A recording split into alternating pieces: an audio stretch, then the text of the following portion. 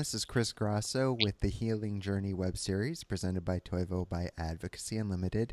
And I am super excited to have my very special guest today, Raghunath. I hope you don't mind me mentioning Ray Cappo of Youth of Today and a lot of amazing yoga and punk rock and hardcore fame, but fame doesn't really, I don't know if that vibes in our punk rock thing, but it's part of what you do. It's something. It's part of who you are, and we're going to talk about that. But you have a really brief bio that I wanted to share from your website that I know just newly launched. That says Raghunath tours the world, leading kirtans and the practical applications of yogic philosophy. He annually takes a group pilgrimage through holy places of India, and it's a pretty brief bio. I know there's so much more to get to. You know what? That's not my official bio. The web guy, I think that just took a few things online. I haven't updated it yet, but so what else?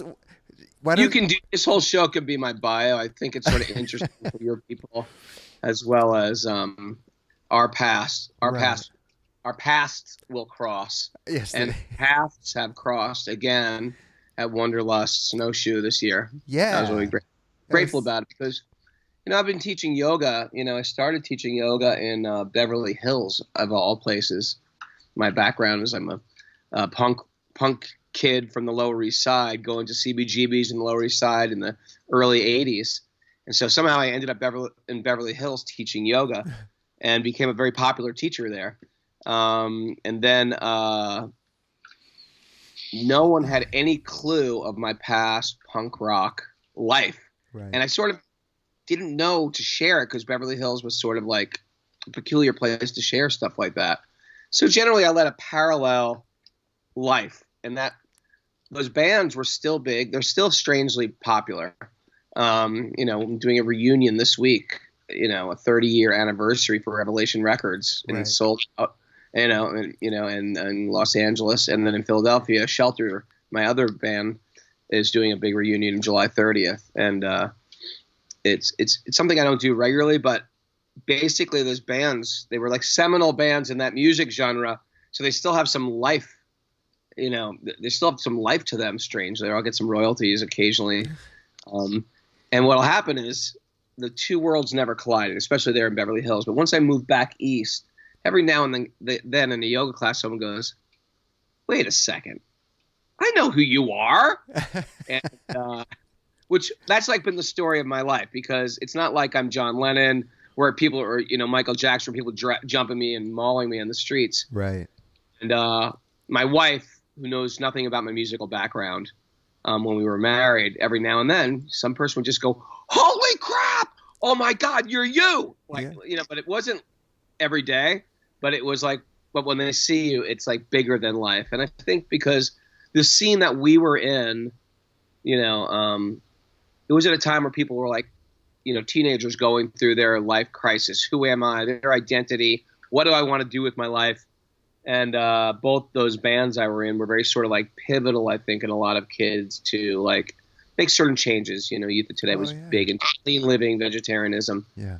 And those were big lifestyle changes which still affect people 40 years later, 30 years later. And that's why, I, not fully, but when I was so jazzed to finally meet you, it's like, yes, Raghunath. But in my heart, I told you, it's Ray, from my teenage years. Oh, man, so cool I get to meet you and see you. And it was really special to finally, share a little time with you out in West Virginia recently. But I mean, and I like to connect people who know that scene as well, too. Right. And in that Snowshoe in the middle of West Virginia, I met about 5 people, at least 5 people that were like, "Hey, yeah." Yeah. And you can tell them covered with tattoos, and they're, they do yoga, or they, show up with their girlfriend or husband or something like that. And and they heard about the crossover, Yeah. Well, I mean, you and I even. Collide. It's a kind of natural intersection for a lot of people, and you and I discussed that because for us, when we're finding punk and hardcore, we're looking for something more, something deeper, right? This world is so messed up. I need to make sense of it. How can I make sense of it? And that's a Probably with you start. and me, we needed like it was our alternative out of mainstream culture, which like this can't be right. And Right. then we turned to alternative music or alternative lifestyle. Right. And then we sort of get drawn to like band. And we would say, wait a second, this band is alternative, but they're worse than the mainstream. Yeah. Or like the things propagating are worse than the mainstream. And so we got drawn into things of, cleaner living and, Yeah. uh, you know, So tell me a little bit about that. We're going to jump into the yoga because I know that's your main passion today, but I also honor that you respect your roots and you do these reunion shows and you know how excited kids get to go see Youth of Today again in Shelter. And I know Kylie, our friend, or others know her as Kate 108, just like did a few songs at a 108 reunion and people were freaking out because that was huge, man. Like that's a deeply instilled part of our youth, and that's yeah. still with us today. So Youth of Today, that was totally unintended. But I mean, if you could share a little bit, because, we're both from Connecticut, and I know Youth of Today wasn't your first band, but you just even briefly talk a bit about your experience with that and how that led you eventually into whether it was Revelation Records and then I know Krishna Consciousness. I'd love to hear that backstory. Very interesting time Yeah. historically for the music industry. This was the time where there are like huge record labels and it was almost like untouched by a kid who wanted to be in a band. I was looking for an alternative. By the time I hit 10th grade, growing up in Danbury, Connecticut, I wanted a sort of like a secret door out of that world and into some mysterious world. And because I had older brothers and sisters that lived in Manhattan or New York, and my parents are from New York City, that I used to just visit New York City on weekends and start to wander around the Greenwich Village, the East Village, and I was a music fan, and I started stumbling upon, these underground nightclubs. And back then there was like no age limits. You can go to Danceteria or the Mud Club, Right. or Irving Plaza, or the Ritz, and Peppermint Lounge. And we used to just like go to clubs, see live bands, and the U2 was playing at the Ritz. It's like, what's the Ritz called? Webster Hall. You know what I mean? Yeah, yeah. It's like, the Go-Go's, Bow Wow Wow. This was like early 80s. Things have gotten, Black Flag. And then next thing you know, you're sort of like, you run into some, you're 15 years old. You go back on a Monday to your normal high school, and everyone's like, what did you do this weekend? Oh, I went to a party. I had a keg party. I was like, man, I was up all night watching these bands. These guys were like teenagers and it was like shocking when I first started seeing like punk and hardcore back then, which was sort of like at its sort of birth or new birth. Yeah. There was nothing in the world like it. And I remember that first show where I saw the Beastie Boys' first band. And these guys were my age. So their first band was called The Young and the Useless. And they were playing, these are bands that no one had records out. Yeah. And then that was the year they started people started manufacturing their own EPs, extended play, 7-inch. And you could make your own covers, and it was like manufacturing your own record. It was like the beginning of taking the music industry back into your own hands. Away from big record producers, away from major labels. And the band said, I'm going to start a band. We're going to put out our own record. We're going to make 1,000 of them. We're going to sell them to our fans. And there was a whole scene for that. Yeah. And it was amazing. And that was the beginning, at least in punk and hardcore scene, of manufacturing your own records. There was like only 3 records in New York. There was like Young and the Useless, Kraut, which was a great band from Queens, and Heart Attack was another great band. No one had records out. And so anyway, I became a fan of that. And a girl who was with me at the time said, Ray, you could do that. You could get up on stage like these guys. I was like, I think I could do that. And after that show, I went back, grabbed a bunch of like alternative freaks from my high school, which we were like sort of our own freaky self. And this was before like a punk thing was even anywhere near anything. Like there was nothing. If you were a punk in a high school in Connecticut in 1982, consider your ass kicked. You know what I mean? It was that ridiculous. You know what I mean? It was just like unheard of. And, but that made us like dig our heels in deeper. You know what? I want nothing to do with you people. I'm going to go to New York every weekend. I'm going to go there during the summer and hang out. We developed the whole like second life.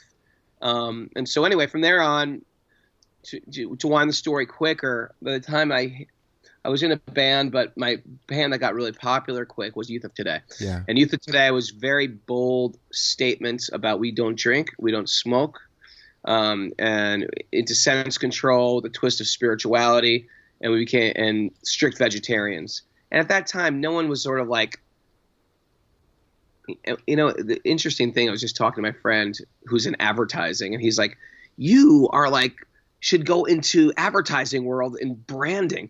And I was thinking everything we did was branding before we understood the concept of branding. Right. But the record label we started from that was a type of branding that, it was a look, it was a fashion, it was a language, it was a hairdo. It was like, there were logos and fonts and stuff. And we did it without even really thinking about it. It just became that. And from that statement, a very bold statement of clean living in a very, very unclean living scene, we became hated. And with everybody that hates you, there's a bunch of people that are like, that's pretty cool. Yeah. And like sort of a bubble within a punk scene. Because when people think of punk, they think of like insanity and craziness and, lethargy and a drunk guy on the street with leopard skin pants and, sleeping out all day. But we were actually a very clean cut, self-control, looking higher, positive mental attitude. And it sort of like took the scene by storm because it happened so fast. And then it spread very quickly internationally. Yeah. To the point it was like, 4 years ago I did a reunion in Moscow and St. Petersburg and stuff like that to like sold out shows. It was just like weird, peculiar things I would never think would happen because it was never a plan. Right. These are important principles we got to talk about. And then so many other bands formed around us, sort of within that community, that we said, you know what?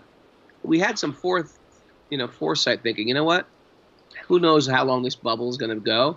We should document this, sonically document it. And we started releasing all the bands on our own label called Revelation Records. As a matter of fact, I'm leaving tomorrow to do a 30-year reunion with the band. We have there's 4 headlining nights, so we play the first the whole weekend sold out. We play the whole weekend. We play Thursday night, and then some other bands from the label will play every other night. So this is like a peculiar phenomenon that 30 years later people still give a crap. The people that come to the show are in their 40s or they're 18 or 17. Right. Very peculiar. And I was just teaching yoga in Italy last month, and Switzerland and Germany, and I ran into fans who were like, "Oh yeah, we're flying out for that show. Of course we're going to fly out for that show." It was one of those type of things. Yeah, I mean, because it has such deep roots for so many of us. I know I said that earlier, but really, like, you and I discussed this in West Virginia. You were the generation right before me, but I too grew up in suburban Connecticut. So while you had paved the way in bands like Inside Out and, a whole bunch of Burn and a bunch of other rev bands, I came up that next generation where same deal, very suburban, athletic community where if you're not partying or an athlete, like I have to give credit to my friend Bernie. He was is in this incredible band Cable on Hydra Head Records. And I started learning about not just Youth of Today, but Snapcase and Neurosis and ISIS and all these genres that started like morphing, and like Mouthpiece and Chokehold and of course Earth Crisis and Strife, and it's just like the list goes on and on and on. And that's what we were doing, same as you. And but when you said 82, I'm thinking, well, shit, this was like 92, 93. Yeah. And I actually just posted a video from 95 I came across of freaking Earth Crisis at the Bristol skate park here in Connecticut. And it was just like, and I see myself and I see all my friends and we're like 14 or 13. And it's like, look at us. Like, but that meant the world to us because we weren't identifying with our surroundings, And so of course, like that stuff still means so much to us today. Well, most of us at least. So. Yeah, for sure. It's like it created us what to speak of if there were sort of like ethical principles or principles like, I mean, we'll get messages to this day of like, you saved my life 20 years ago. I was addicted to A, B, C, and D. Yeah. And you spoke at a time when I really need to hear it. And sometimes people really need to hear a message of goodwill, caring, concern, wisdom, when they're 18 years old, and they're not going to hear it from their dad, or they're not going to hear it from their mom, or maybe their dad's got his own problems, or their mom's got their own problems, or they're divorced and their kids are struggling. So, it could have come off corny, what we did. In retrospect, I'm completely, and it was probably. Let's hear a 19-year-old kid telling you, don't drink, you shouldn't drink it. Drink alcohol's like, screw you, I'm 19 years old. But they were sort of like, I always had a strong spiritual calling from childhood. And I was open to different paths. And my idea was if you write songs that have spiritual messages, they'll stand the test of time forever. And I used everything from Bible, Buddhist sutras, New Testament, Bhagavad Gita to sort of help me, like, guide me. And you can see it, like, in the lyrics that you read. Yeah. And it was corny, and it was also like a teenager's version of reading wisdom literature. You know what I mean? Of course. In the sense of sense control your mind. Don't screw people over. Right. See the lighter side of things. Don't find fault with people. Stuff like that. Yeah. And it was basically it's an extended message of what I'm doing now. Right. In yoga community and teaching sacred literature and stuff like that. It was just for a different audience. And so that's why I morphed into, leaving the music scene at one point and then becoming a monk for about 6 years, living in an ashram for a total of like 7.5 years. So let's talk about that, because hardcore, inevitably, it led you to play in Shelter, which is a Krishna conscious band, and and Equal Vision Records is happening around this time. We also have bands like 108 and Prima and, other great bands. So I'm sure, or I'm guessing, that was the time where you were starting to either find or really take your path seriously. Or am I off on that? I'd love to hear how you... The timeline was sort of like, I got to the point of, I didn't really want to create a scene of a bunch of people that just are self-righteous about not drinking or not smoking or not eating meat. To me, it wasn't about just saying no to everything. It was about, I want to spiritually evolve. So for me, that calling was to let go of these things.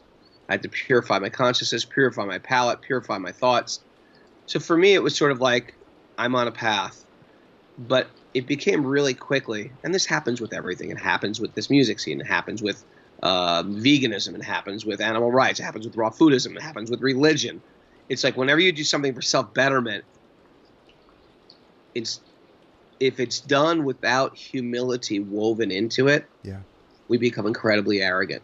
Yeah. Who wants to, have you ever met a vegan that hates your guts? You know what I mean? Or anyone, a religionist that hates your guts, or you're not raw, you're vegan, but you're not a raw foodist. You don't juice, you're not gluten free. It's whatever it is. I do it for self betterment, but it just becomes an ego trip. And my theory with that is, if what you're not, or how I teach my students, if what you're doing for self betterment is not making you love more people all the time, you're doing something wrong. And especially if it's turning you, I hate this group of people, then you're doing something very, very wrong. Yeah. So it's sort of like a red flag goes up. I'm into this self-betterment, and I should love more. I should be more tolerant. I shouldn't be less tolerant. I should be more tolerant. If anything I'm going to be hard on is that I got to work hard on myself. I can be strict with myself and completely lenient and tolerant with others. That's the mood, and that's the mood where I teach from. And so in this straight edge scene, especially in the animal rights scene, it became just like an ego trip. And I realized I didn't want any part of this. And for me, it was, and there was a problem because I was the guy who sort of spearheaded the whole thing. And there was a time I just said, you know what, I'm ready to, I'm going to quit it all because I think there's something higher calling me. And at that time, I went to India. I got very serious, became like a celibate monk for about 6 years. And it wasn't until a few years later, and the studying of the Gita, which is such a beautiful, and the seminal literature on yoga, is that when you study the Gita, it doesn't teach you to renounce what you're great at. It's see what you're see what your gift is and use that gift in a way that purifies your consciousness instead of degrades the consciousness. We all have gifts, and that gift, for example, suppose you're charming. You know what I mean? I mean, you can use charm to be a complete jackass. Yeah. You know, many times a person dated charming jerk, you know? But you can also use charm in a wonderful way to change the world. You know, Gandhi was incredibly charming. Yeah. You know what I mean? There's people who have charm that use that charm for great things. So it's not about that charm's good or bad. It's sort of like electricity. It can freeze like a freezer, or it can burn like a stove. Or a knife can kill, or it can save a person's life in an operation. So the concept of what am I going to, it's not what I got, it's what I do with what I got. So when I started really imbibing the Gita, I was like, oh, I get it. I gave up music. Music, fame, popularity, those were just energies like electricity. It's not necessarily evil. But if it's not channeled in the right way, it can burn you up. Right. And that's why so many of the world religions have all this thing about the dangers of wealth or the dangers of associating with very beautiful people or being attached to, you know.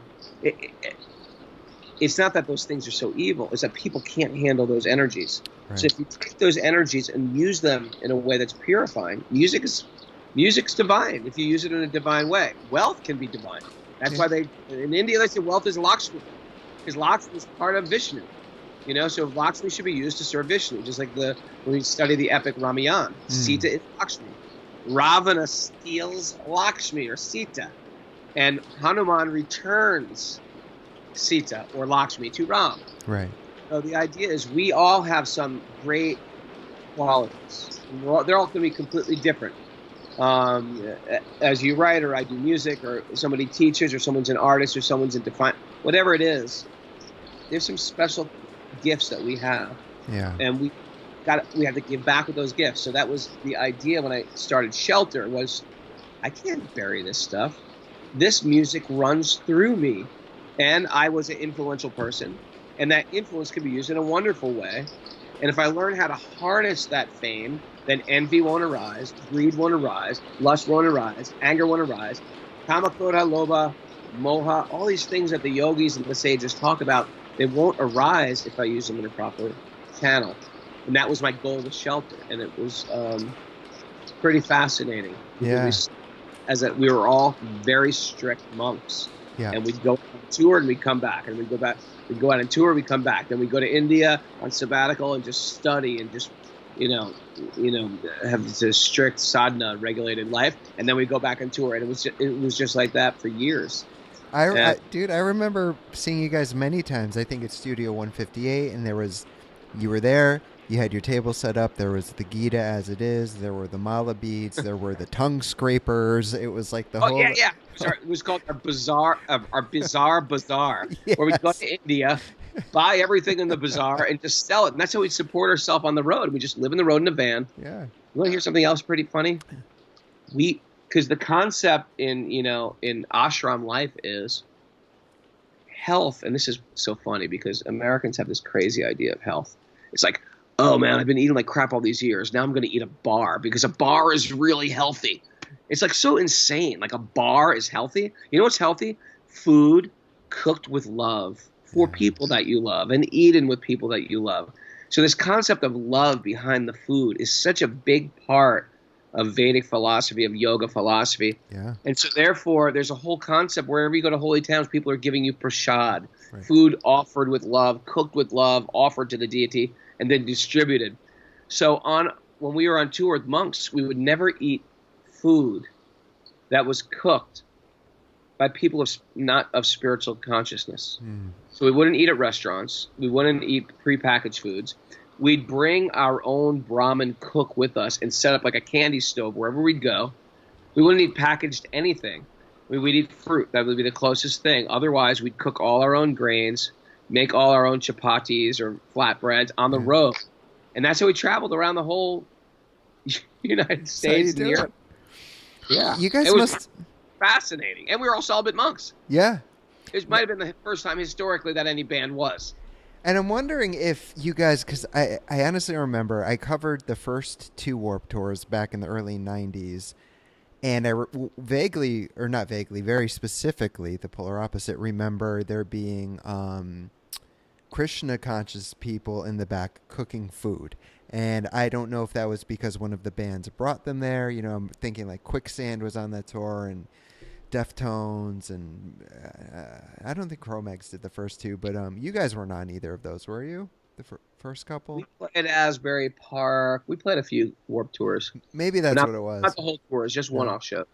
These were more up in the Northampton, Mass area, but I remember like how very serious they were about the food, and that was my first time actually learning about how important it is to cook, and then later on reading Ram Dass and learning from Maharaji about never eat anything unless it's made with love, and he would often All the difference yeah makes all, and we're so concerned about like I'm gonna eat spirulina and chlorella, you know what I mean? But it's like, or we're overly concerned about yeah, it's just a warped idea of health, I think. yeah What's going on, you know?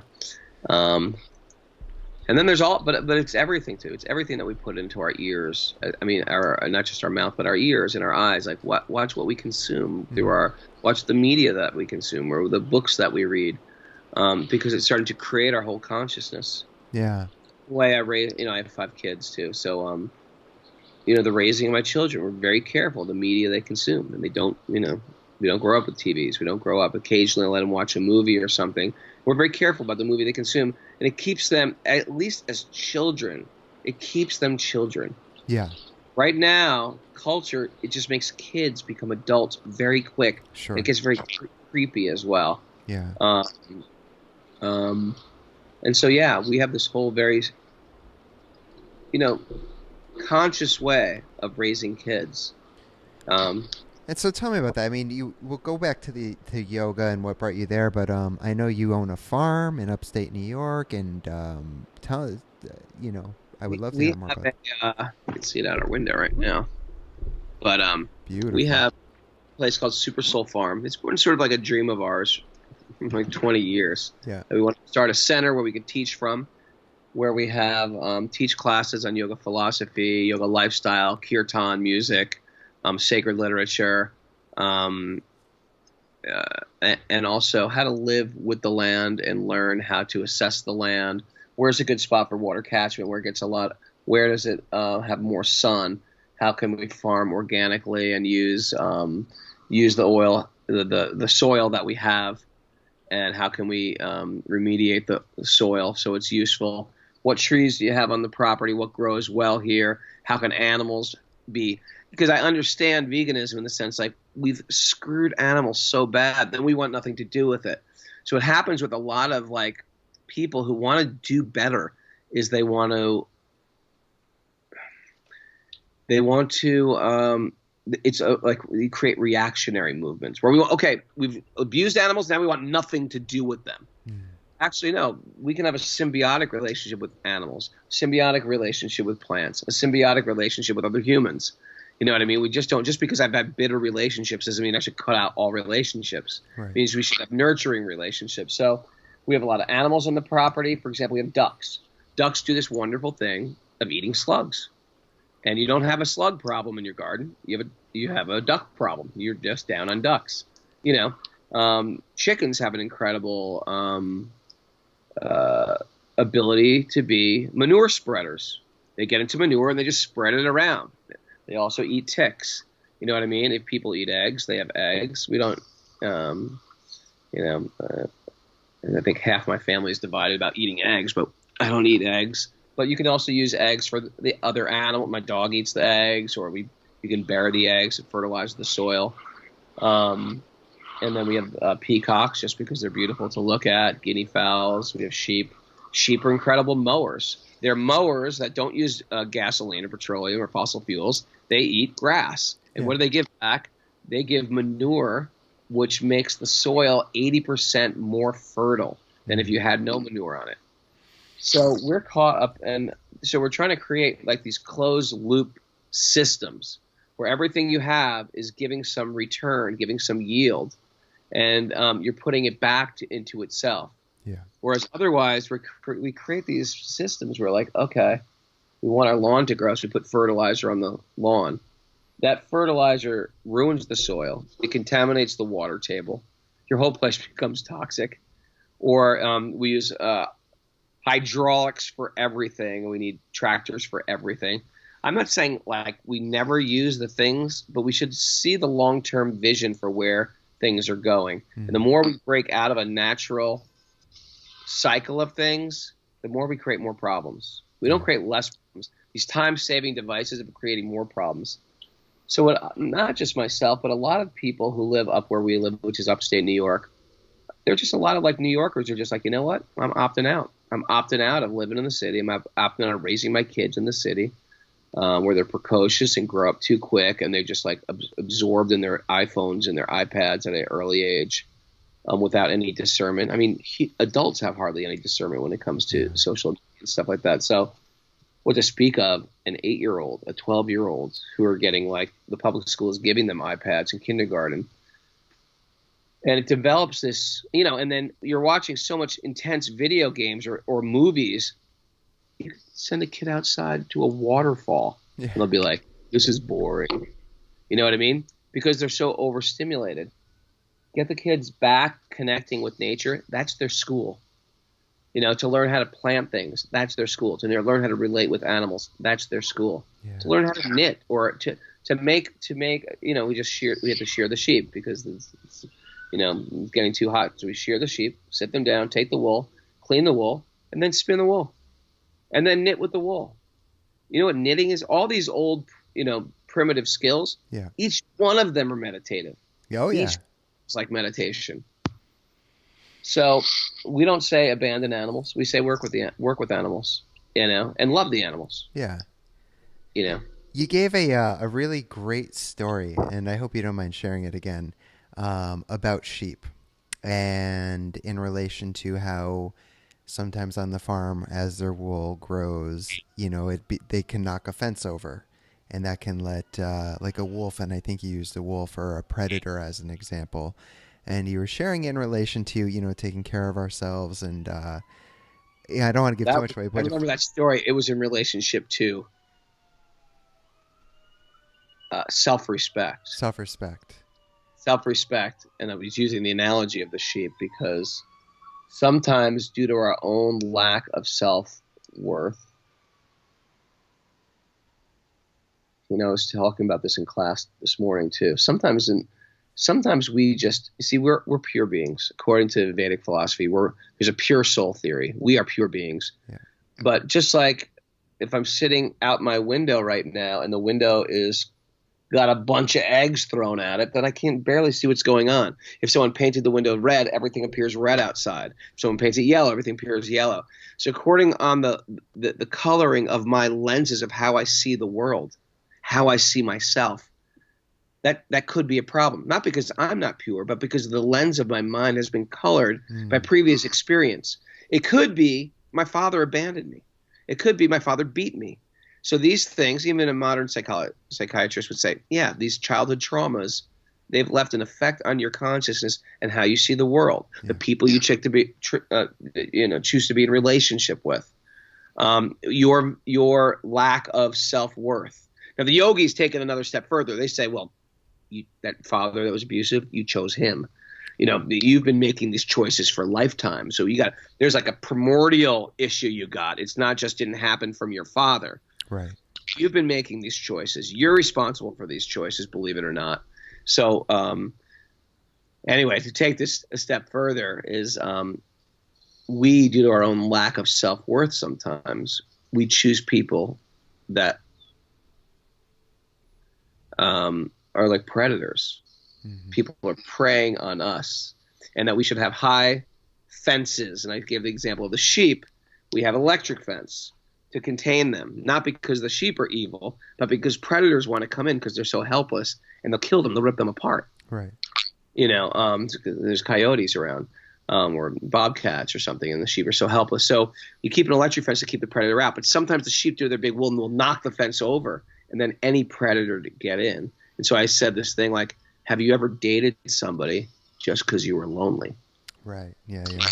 And then the thing was like, better to be lonely Better just to be and sit with lonely than to let a predator in or someone who's not qualified to date you, because we forget that we have worth.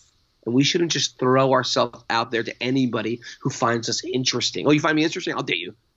We have to have high standards of who we let into our life, who we let into our home, who we let into our bed, who we let into our hearts. We have to raise that bar instead of like, I'm lonely, I'm going to take anybody. We need a very high electric fence, because the problem with predators, once you let them in, it's hard to get them out. Yeah. Sometimes we get wrapped up in these bad relationships that started bad, and you're in there 8 years, you know. I think if we've been around the block a little bit, we know the story with this one. All too well. That was my sheep analogy. Well, I loved it. But all right, so let's get back to and thank you for sharing that, because I think that's very important. I know a lot of the audience, I'm sure, can relate. Many of us, even right now as we're listening, are probably in relationships that, you know, are not serving our highest self. But so it's always nice to at least hear that, maybe plant a seed. But I definitely want to talk to you about, you know, you mentioned becoming a renunciate monk for about 6 years, and, you know, shelter, and we started to go down that road. And in that time, I'm assuming you're starting to practice yoga or continuing to practice yoga. And here you are now, like a well-respected, celebrated yoga teacher. So if you don't mind talking a little bit about that journey, you know, so we started Youth of Today, and here you are now still doing those reunion shows, but now you're also teaching yoga. You know, you're a bhakti, kirtan musician, and I'd love to hear a bit about that experience.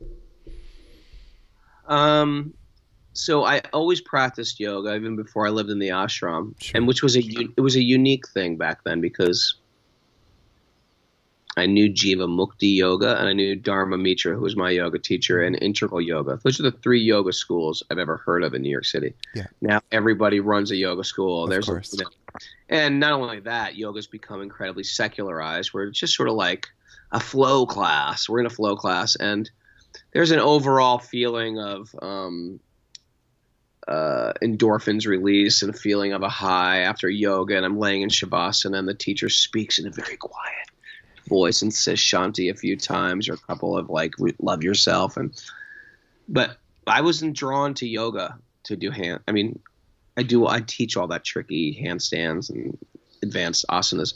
That's not why I was drawn to yoga. I was never like an athlete, you know, type. I loved the ancient literature of yoga, the books on yoga, what the sages taught about yoga. That was my in. You know, I love the concept of meditation, of chanting, of kirtan, of, you know, that there's one divine being. In religion, all religions meant to get to that divine being. There's no one's got a monopoly on divinity. You know, that's how I just sort of internally sort of grew up with it. And so that was why I wanted to know about yoga. I wanted to learn about sacred literature. I got into yoga because I first heard about Ayurveda, because I had a calling to be a vegetarian when I was 18. Not many people were vegetarians back then. So it was a very sort of unique calling. But I just had this concept like, wait a second, I like dogs and cats. Why would I see them as people with these other animals as commodities? It seemed to me like I was creating like a sociopath's mind. You know what I mean? One sense, I'm like, oh, you are my best friend. And another sense, like, you are a commodity.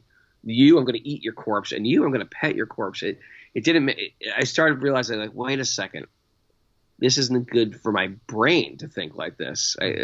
And so I what do you call it? But I was Italian, from a big Italian family, and I didn't know how to cook. And so I just said, well, when I move out of my mom's house, I'm gonna, not eat meat anymore.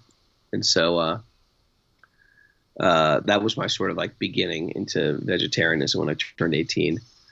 So then I got into Ayurveda because I needed some type of, I was in New York City, and there was probably Dr. Vasant Lad's only book out printed in English on Ayurveda. But I knew the Indians for a long time were vegetarians, so I wanted to figure out how to be a vegetarian. So I started studying Ayurveda, took some classes in Ayurveda, It was back like in 1986 or something, or it's unbelievable.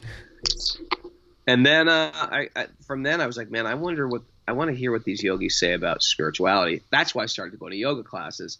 I didn't really care about doing a headstand. I really cared about my spiritual life, and that's sort of what drew me to ultimately moving to an ashram when I was 22.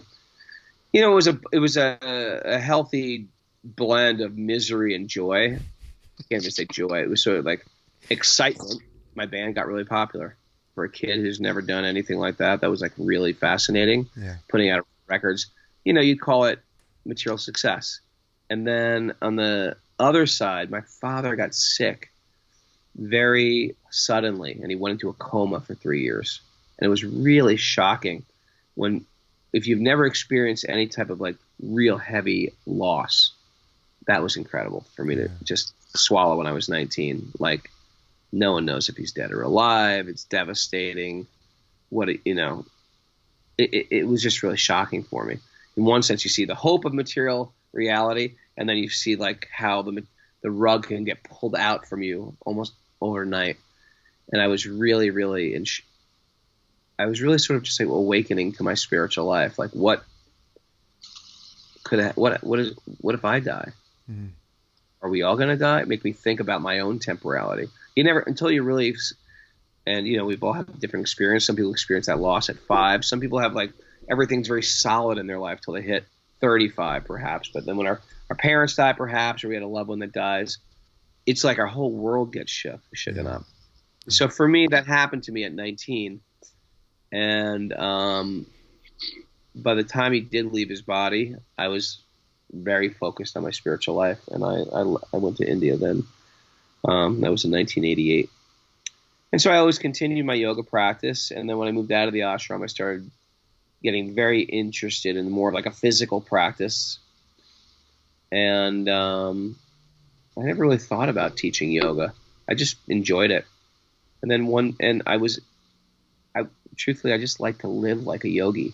Yeah. I never thought about, because I still was doing music. And yoga was just my life. I never thought of it as a career. Yeah. And that I was living in LA at the time, and really just doing yoga 6 days a week. I did yoga and Brazilian jiu-jitsu. That's all I did really. And I would tour for a few months a year, make a chunk of money, and just, do yoga and jiu-jitsu all day. I mean, that was sort of like the life I led. That was the pre-kid life I led. I started getting to turning.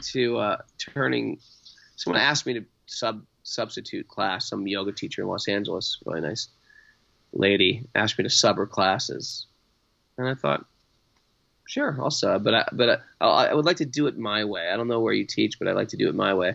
I like to bring a harmonium. I like to chant. That's how I teach. And she was like, I don't know, chanting might be a little peculiar.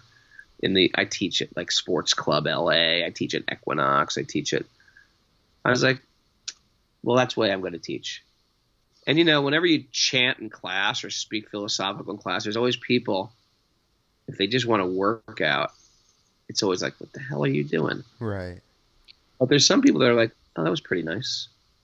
And after a while, I just realized, like, it was probably after my second class I love doing this exponentially more than I love doing music, than being in a band. Like, I actually don't even enjoy being in a band that much. I enjoy just speaking. You know what I mean? And being a yoga teacher, when people are actually looking for that stuff, and after a while, the people that know what you're about, they either come to you or they just stay away from you. Right. You know what I mean? If they know you're going to speak on philosophy and you're going to chant in class, if they like that, they come. If they don't like that, they stay away. And it attracts the right people to you. So I just started doing my own thing and living like so, and it was great because I got to integrate my my years of study and my passion for the lifestyle of a yogi into just like doing that on a regular basis. It was and still is, incredibly pleasurable. And I think the your time, in your bands didn't hurt either, because I remember taking that workshop with you at Snowshoe, the one where you were telling stories and chanting, and it was beautiful. But I remember thinking, like, this man has a lot of, stage presence in him. Like you're the front man of many bands. Like I'm sure you've got to know that that has impacted you in some way. Like you know how to, I don't want to say work the crowd because you're not. I know you're coming from a heart space, but like you're saying earlier, it's not a bad thing to have that charisma. And I mean, where else can you develop? Well, you can develop it in a lot of places, but I mean, on stage, like you develop it up there, your passion, and I noticed that, Yeah, when I took your and, class. sometimes you play a show for 3 people. Yeah, I play shows in front of 200,000 people. It's yeah, just like you learn how to. Yeah, you learn how to. Truthfully, it's a simple art of public speaking, which, yeah. very interestingly enough, people can. The number one biggest fear in the world is public speaking. Over death. Number two fear is death. Number two, people would rather be That's dead. nuts. I know. So for me, I was always pretty comfortable speaking publicly, and I was forced to do it. Yeah, But you have a lot of prep. I know I teach people to be yoga teachers, so that's one of the big things. It's not doing the yoga asanas or how to teaching the yoga asanas or how to assist the poses. How do you get up in front of 30 people and not just like freeze up? yeah. So, and that's just a practice too. Right. Yeah. Yeah, I remember there's a story Tara Brock had shared in one of her books, I think Radical Acceptance, about a teacher who got up on stage and he completely froze. And he just naturally went back to his breath because he'd been meditating for so many years. He'd actually forgotten where he was. It was like a really bad experience. And then he came back and then he just gently, I don't know if it's 5, 10 minutes, started his Dharma talk. It's because that was his natural way of being. Like years and Sure. years and years, that's what he came back to without forcing it. And that's how cool is that, man? Like you come back. Right, right. You Yeah. just apply what you've been doing. Yeah, yeah. So, I mean, we have about like 10 minutes left, and I know you just launched your new website. I know you take tours to India. I want to take the rest of this time to kind of open it up to you, and what would you like to talk about? I know, first of all, I know you have a ton of stuff coming up. I was looking at your website. Can you share the address with the audience? It's Raghunath, Raghunath, Raghunath .yoga. Thanks. And Now .yoga instead of a .com. I Isn't that love that you amazing? got that yoga. And I'll have that listed for our audience, whether you're listening or Thanks. watching. We'll list that. But And we just opened this farm, so we have different events happening at the farm, which are pretty cool. We do a sadhu training, which is it's a men's retreat where we just go up in the woods and we learn primal skills, cool. as well as kirtan and chanting and meditation and sleeping under the stars. We do like bhakti study weekends. We just had one called Chant Camp, which is the study of musical instruments and kirtan. We're doing another bhakti immersion in August. Basically, sacred literature, kirtan, Yeah. where you get to just take a big fat weekend off and just dive into this stuff. And they're all incredibly joyous. Yeah. I mean, really, really fun. You walk away, everyone's like in a very blissful state. I'm doing some teachings. One of my big ones is, and it just sold out, and it sells out every year, but it's one of my favorite things, is taking groups on pilgrimage throughout India. We just opened up our 2018 trip. And that's my favorite thing, is going to all my favorite places in India. Then I tell the stories of these places, what you do here. Otherwise, what happens when you go to India is you just sort of like park it in a retreat center, do some yoga class with your yoga teacher, and visit the Taj Mahal or something like that. Either go as a tourist, you go with your yoga teacher, and you stay somewhere in South India and go to the beach.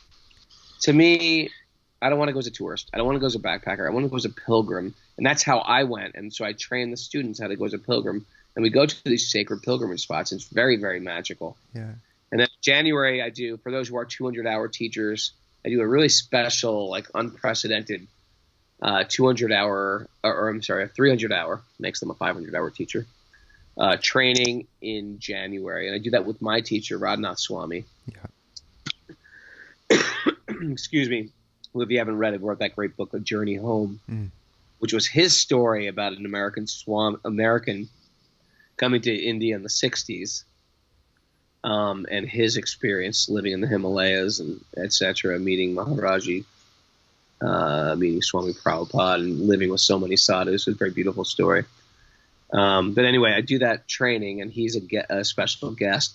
We train people in music for the month. We do Ayurvedic cooking, Ayurveda for yoga teachers, and I bring a bunch of really powerful sacred literature, advanced hands-on assists, as well as asana, pranayama, mudra, etc. So it's really a beautiful 1 month study in India too. Just be careful of the monkeys. Yeah, did I tell those monkey stories? You told so many great monkey stories, and like you said, you could fill a whole class. Write a book on monkey stories. Just The be monkeys careful of run the the monkeys. But I do want to say one other thing. Did I tell you the story where I got closed fist punched by a monkey once? No, Close you literally punched. right in the chest. No, you told the one about him taking your sandal out of a store and you bartering to get it back, but I did not hear about it. I thought I had it with me. It's got a bite mark still in it.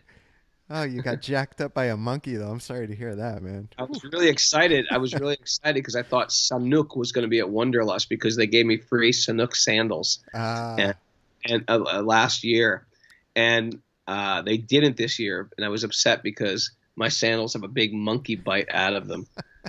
It took like a whole bartering system with me and the shop owner of like offering him a banana and a chigu, another type of sapote or whatever, with the monkey to try to get that sandal back, and even still, he took a bite out of it. That's damn monkeys. But you did say one thing I wanted to share before we closed on it, and maybe you can share some thoughts on this. But I really appreciated how you'd said in that class as well. A lot of people were very grateful to you. You're obviously very well versed in what you've studied, and you're a wonderful bhakti. And a lot of people were thanking you and thanking you for your authenticity and your integrity. And I remember you said, well, don't thank me, thank my teachers. And that just like struck such a chord with me, because for me, when people thank me, it's a self-worth thing. It's like, I don't deserve it. I'm still a shitty human being. But when you said that, it was like, wow, like, yeah, man, thank my teachers that taught me. I'd love if you have maybe we could close on that. Any comments or thoughts on that? It's a powerful teaching that I teach, and I teach it because my teachers taught it to me, is that we don't embrace praise, we dodge it. Yeah. Our biggest issue in yoga is not our tight hips, it's not our lower back, it's not our tight neck, it's not my flabby whatever, it's my ego. And so instead of being sniffing around for praise, we do what's appropriate and honest and real. Is if you like something about me, it's because I got it from somebody else. If you like something. Now, I've had people say to me, no, Raghunath, I've heard your teacher say this, but it's the way you say it that I really love. And I get that because it's coming out of the Raghunath vehicle, and maybe they wouldn't relate to my teacher. But in my heart, if it wasn't for my teacher, you would get a much different version of me. And I remember that version of me.